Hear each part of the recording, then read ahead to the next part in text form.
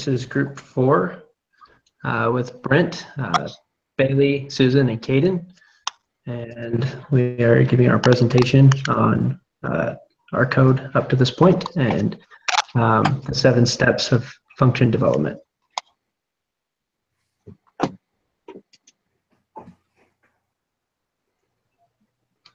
Okay, our 7 steps of function development begin by clearly defining the problem, and we needed a method to buy different inventory items and to check to see that the price and the quantity were both legal values, that the price times the quantity did not exceed the available money, and also we needed to increment the count of the specified inventory item by the quantity requested, and then subtract the price times the quantity from the available money. We created a test matrix, and we had 7 cases, 1 with the valid values. We had 4 with invalid values. Either the price was negative, the quantity was negative, or there was no quantity, or the cost exceeded the available amount of money. And so those all returned to -1, which meant that they were invalid, except for the cost exceeded the money available, return 999, which would be a non-sufficient funds.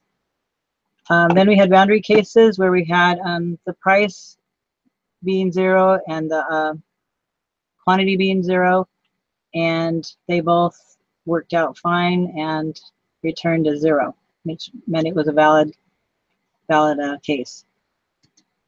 Then we had an algorithm that we created to outline what we thought we needed to do for our solution. We used an if statement, price times the quantity, money available, and then an if statement. If the cost exceeds the money available, then it would be invalid. And then we tested all the values again with the specific results. In one case, we actually got 200 bullets for no money. That's pretty cool. Then we translated the algorithm into code, and this is the result of the code. And then we had to test it, and so in NetBeans,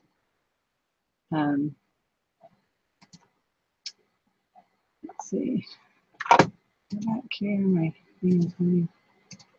so if I go to NetBeans and I can run the test, here's my inventory control, and if I run it, the file,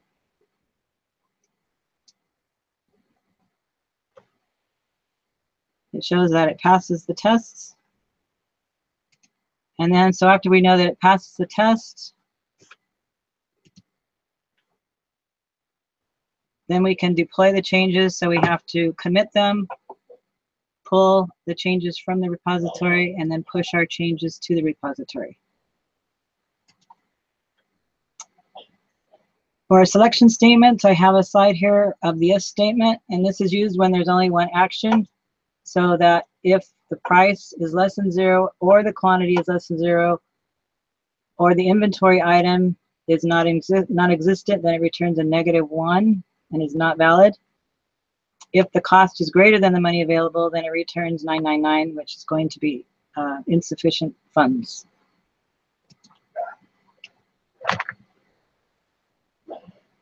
Okay.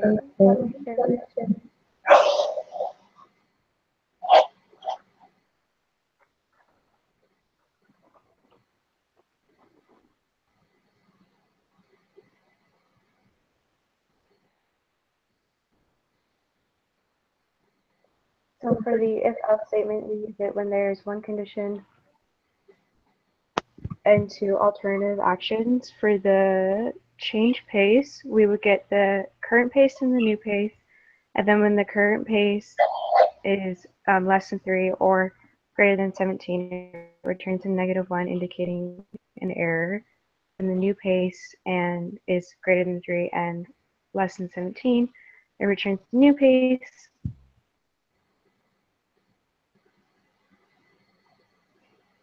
It in turn returns -1.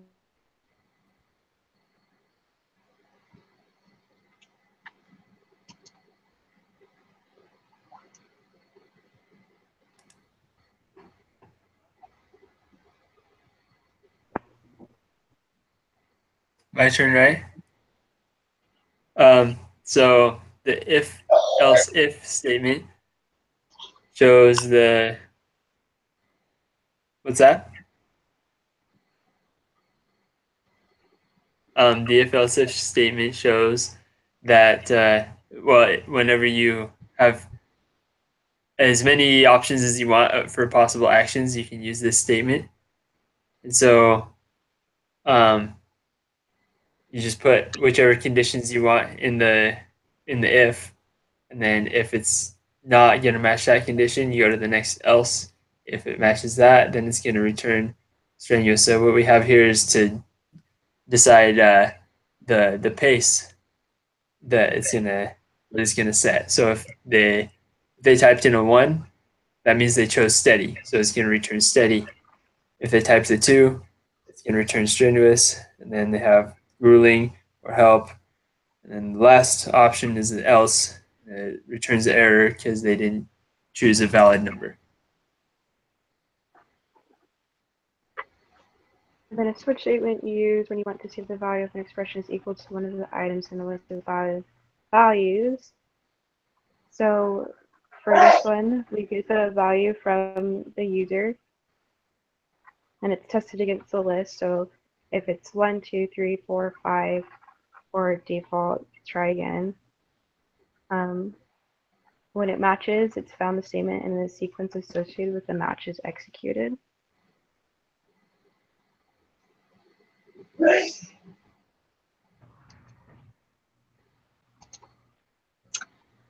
Okay, with inventory control test, we have to, you can use the built-in testing function, and when you run that test, you can right-click on your control, and then you can go down to tools, and you can create an update test, and then you have to modify the code and put in your values.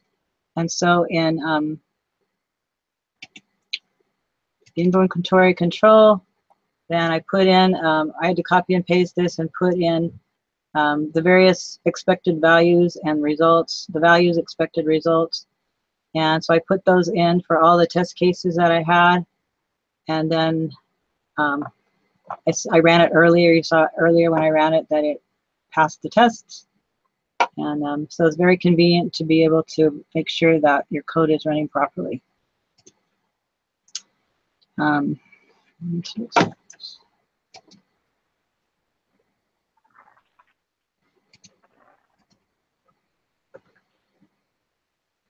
So the scope and lifespan of variable, a scope defines, so a block defines the scope by the open and closed curly braces, and then a scope determines what objects are visible in the program.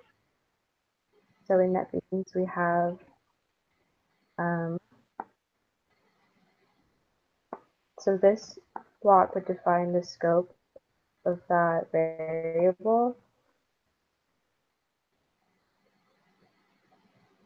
Side of this variable down here, and this like system outprint displays to the user, and it works price works because it's inside block that defines that.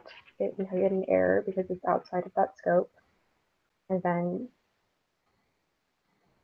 the lifespan of a variable is how long it exists before it's destroyed, which is the scope.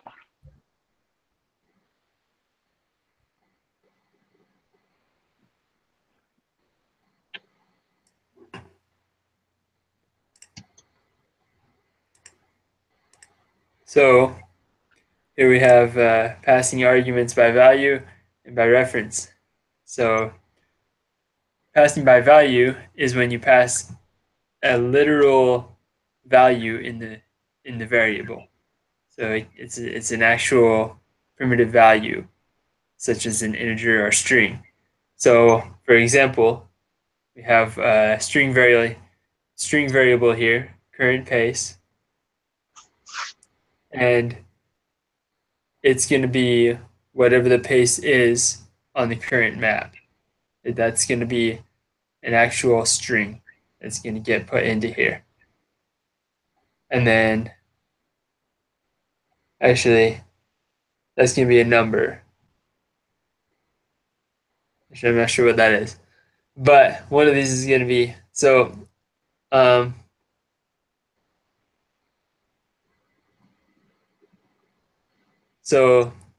eventually you have a string thing here. I'm going to look at that later. Anyway, passing by reference, you actually put in a pointer to the object that you want it to look at, the instance of the class that you want it to look at, instead of a literal a primitive value. And so here we're declaring the variable player as a instance of the player class, and then over here you can see that the player variable is used as the parameter for this function here. And it's not a literal value, it's just pointing you back to this player variable that we created an instance of.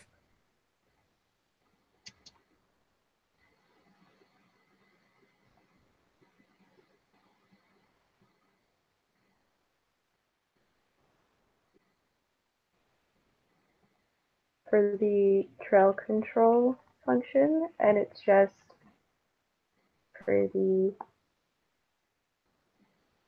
if statement, but in that means it runs. Oh wait. Yeah.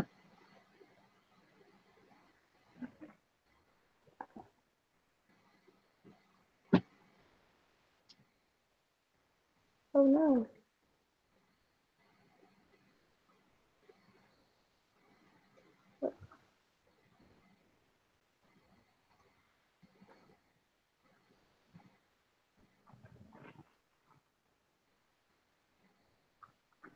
There we go. It runs in the test tab.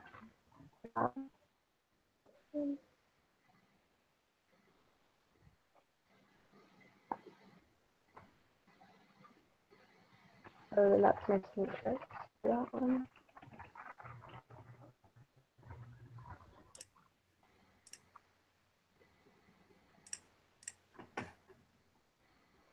So here we've got create tombstone function from the character control class. So here we have the test matrix and some of the tests. So these will be valid because he has to not be alive. That's why this has to be false in order for him to get a tombstone. And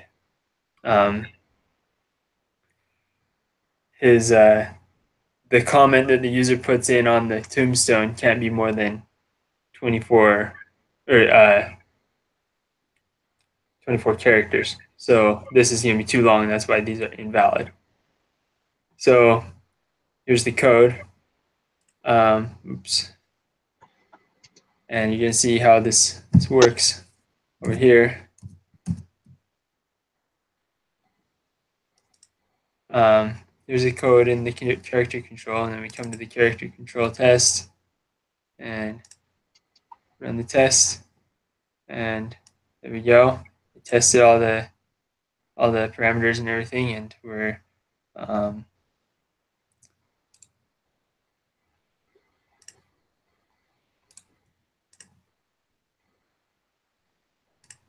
good to go.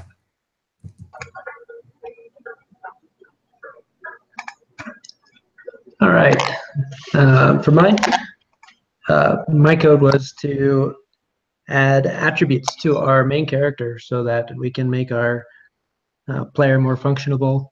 You can kind of change how you want to address your game at the onset so that you can fix your wagon wheels a little bit better, or maybe cross the river a little easier. And so to do that, this function passes our main player here, and then all of the integers of the different skills: scout, hunt, repair, charisma, medical. and the code already checks, as we'll see in my test case, against any number being bigger than 3, because we don't want to make our characters, don't make it too easy for them, so we don't want to give them too many points. Or we want to make sure that they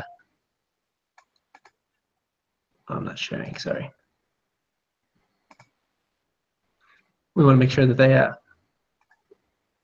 don't have any negative points. We don't want to make them worse. And so once it gets through there, if it returns a false, I made it a Boolean so that I can check to make sure that the function runs. If it doesn't run, it'll return a false value. If it does return a true value, that means that it made it all the way through. So here's where it sets those attributes to the character. In the test matrix, just the same thing here. Valid characters, main character is as long as there's an object in the main character, it's valid. And any values between 0 and 3 will be valid for any of the skills. So a null, a negative number, or anything that's over 3 will trigger a false. And so as I go into the code here and test that one, I've got 3 tests. The first one will fail because it's out of bounds with the -1 or 4. And it's also the player's a null character. And then the other 2 pass as they're either on the bounds or within. So that's my code there. It successfully outputted there and was a success. And so that's just a snapshot of our coding so far and the 7 steps of development that we've been following.